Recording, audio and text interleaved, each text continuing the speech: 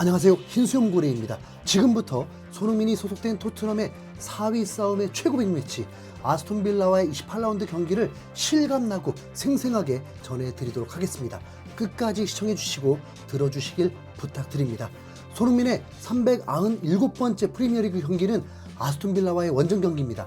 토트넘은 현재 26경기에서 승점 50점으로 5위이고 아스톤빌라는 27경기에서 승점 55점으로 단독 4위였는데 이 경기 결과를 통해 토트넘이 챔피언스리그 티켓 가능성이 충분할 수 있는지 아니면 더 멀어지는 게 아닌지 더 확실히 알 수 있는 경기였습니다. 아스톤빌라는 홈에서 맨시티, 아스날도 실력으로 이겨버렸던 팀이기 때문에 토트넘은 매우 어려운 경기일 수밖에 없는데 다행히 아스톤빌라가 주중에 유럽대항전을 치르면서 그래도 토트넘이 체력적으로는 우위라고 볼 수 있었습니다. 손흥민은 현재 13골로 득점 6위이고 홀란과는 5골차까지 벌어진 상황이 되었습니다. 이 경기에서 멀티골 이상을 넣어줘야 쫓아갈 수 있는 거죠. 현지 시간으로는 일요일 오후인데 기온이 8도로 낮았습니다. 비가 내리고 있다 보니까 음침한 분위기였고 아스톤빌라 팬들의 열광적인 응원으로 토트넘을 압박했습니다. 엔지 감독은 이 경기를 이기기 위해서 비카리오 골키퍼, 페드로 포로, 로메로, 만더벤, 우도기, 비수마, 메디슨, 사르, 클루셉스키, 존슨 그리고 손흥민이 출전을 했습니다. 아스톤빌라는 토트넘이 내려앉은 팀에게 약하다는 걸 인지한 포메이션을 가동했습니다. 5백이었습니다. 아스톤빌라는 아르헨티나 국대 골키퍼인 마르티네스, 캐시, 콘사, 랑글레, 토레스, 디뉴, 맥긴, 루이스, 텔레만스, 베일리, 와킨스가 선발 출전했습니다. 토트넘은 원정이지만 화이트 유니폼을 착용했습니다. 경기가 시작되고 역시나 아스톤빌라는 5명의 수비진이 한 줄로 서게 되면서 토트넘을 상대했습니다.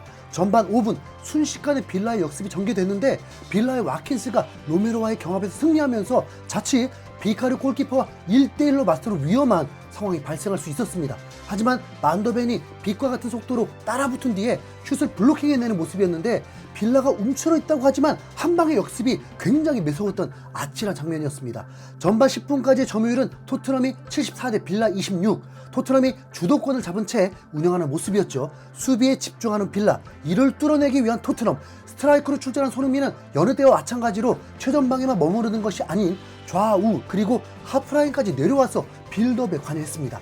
전반 15분에는 비수마의 어이없는 패스 미스가 나오면서 토트넘이 큰 위기에 빠질 뻔했지만 포로와 로메로 등이 빠르게 수비 위치를 선점하면서 다행히 실점 없이 상황을 모면하는 모습이었습니다. 비수마가 상대 공격 발 앞에 공을 갖다주는 모습, 오히려 여기 빌라 선수들도 당황한 모습이었죠. 전반 17분 존슨이 빌라의 왼쪽 측면을 돌파하는 과정에서 얻어낸 파울로 세트피스의 기회를 잡은 토트넘, 포로의 킥이 조금 짧으면서 소유권을 넘겨주게 됐고 토트넘 수비 둘, 빌라 공격 셋의 치명적인 위기를 맞이합니다. 하지만 이번에는 포로가 빠르게 수비에 복귀하면서 상대의 마지막 패스를 커팅, 위기를 모면했습니다. 골이 들어갔다면 옵사이드 여부에 대한 판독이 들어가야 했던 상황이긴 했지만 포로의 파이팅 넘치는 수비는 토트넘 선수들의 사기를 끌어올릴 수 있는 좋은 장면이었죠.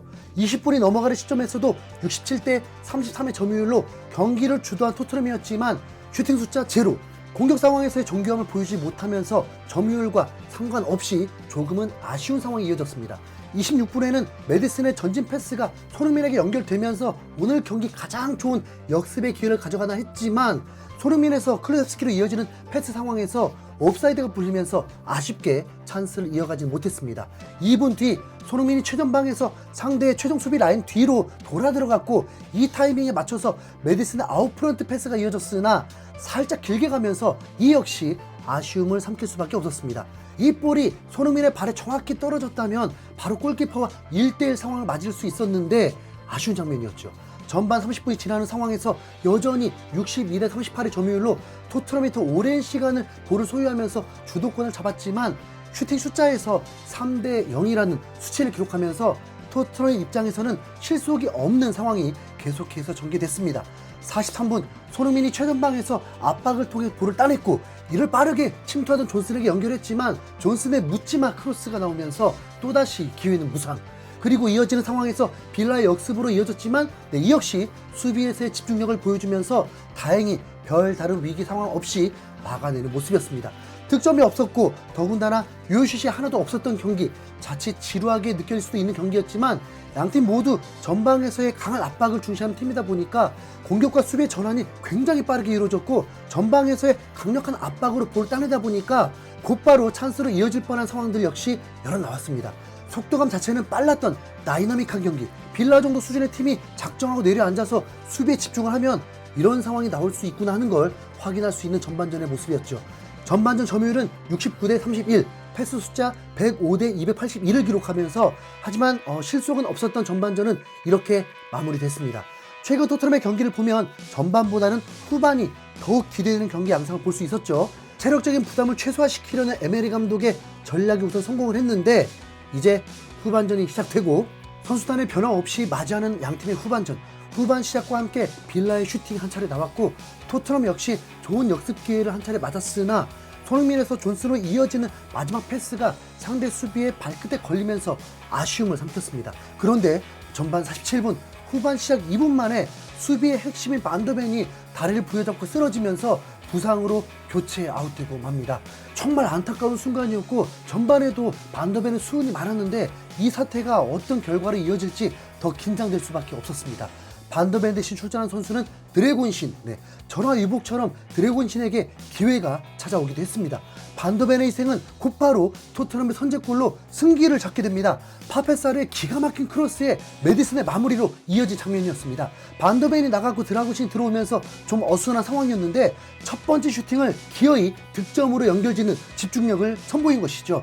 그리고 4분 뒤 토트넘의 추가골이 나왔습니다. 그리고 이 골은 손흥민의 리그 7번째 어시스트였습니다. 아스톤빌라는 어수선한 분위기에서 허용한 첫 번째 실점, 그리고 그 상황을 수습하지 못한 채 또다시 스스로 치명적인 실수가 나오면서 실점을 허용한 모습인데 후방에서 볼을 돌리던 중에 토트넘의 전방 압박에 소유권을 잃었고 손흥민은 이 볼을 여유있게 치고 나가면서 완벽한 기회를 맞이합니다.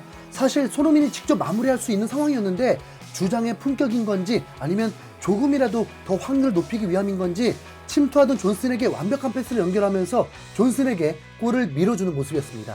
개인적으로는 손흥민이 직접 마무리하는 모습을 보고 싶었는데 그래도 손흥민의 7호 도움, 갑작스레 2연타를 얻어맞은 아스톤빌라의 선수들이 이러한 상황에 흥분을 한 것인지 65분 상황 빌라의 맥킨 선수가 우독의 다리를 걷어차는 장면이 있었는데 볼을 뺏으려는 의도라기보다는 그냥 다리를 걷어차려는 의도로 보였죠. 이 장면을 바로 앞에서 지켜본 존슨이 맥킨 선수에게 격하게 항의하면서 양팀 선수들이 몰려들었고 순식간에 험악한 분위기로 전개가 됐습니다. 하지만 이 와중에도 주장 손흥민은 침착함을 잃지 않으면서 흥분한 선수들을 떨어뜨리는 모습이었고 상황을 지켜본 주심은 맥킨에게 다이렉트 퇴장을 선언. 2점을 뒤지고 있는 빌라로서는 선수마저 한 명이 모자르게 되는 최악의 상황을 맞이하게 되고 말았습니다. 75분에는 클루셉스키의 탐욕이 나오면서 손흥민이 크게 아쉬워하는 장면이 있었는데요. 왼쪽 측면에서 볼을 빼앗은 토트넘은 이 볼을 손흥민에게 연결했고 손흥민은 잡지 않고 압박이 느슨한 중앙 쪽으로 전환 패스를 이어줍니다. 또다시 토트넘의 역습 상황, 패스를 준 이후에 손흥민은 전방을 향해서 전력 질주를 했는데 손흥민에게 볼을 이어받은 벤탄쿠르는 오른쪽에 클루셉스키에게 연결합니다. 그리고 클루셉스키는 애초에 슈팅을 작정한 것인지 본인이 각을 좁히며 들어왔고 결국 본인이 슈팅을 마무리 지으면서 그 좋았던 기회를 저 멀리 차버렸죠. 슈팅이라도 정확하게 골대 안으로 차던가 더 좋은 위치에 있던 존슨에게 패스를 밀어준 손흥민의 모습과는 달라도 너무 다른 모습이었습니다. 손흥민은 오늘 경기 도우미를 자처하는 듯 동료들에게 패스에 집중하는 모습이었는데 결국 후반 추가 시간 직접 골까지 기록하면서 경기의 마침표를 찍었습니다. 오른쪽에서 올라온 클루셉스키의 크로스를 마음 놓고 때려 넣으면서 결국 팀의 세 번째 득점이 리그 14호 골을 기록하는 모습이었습니다. 그런데 손흥민의 공격 포인트는 이게 다가 아니었습니다. 87분 메디슨을 대신해서 티모 베르너가 교체로 운동량을 밟았는데 기어이 베르너에게도 완벽한 찬스를 열어주면서 베르너의 득점까지도 이끌어내는 완벽한 모습을 보여줬습니다. 10분이라는 시간이 부여된 추가 시간에 손흥민은 이 시간 동안에 한 골과 한 개의 도움을 기록하면서 리그 14골, 8개의 도움을 기록하게 됐죠. 공격 포인트를 3개나 기록하면서 가장 중요했던 경기, 승점 6점짜리 빅매치를 승리로 이끈 주장 손흥민.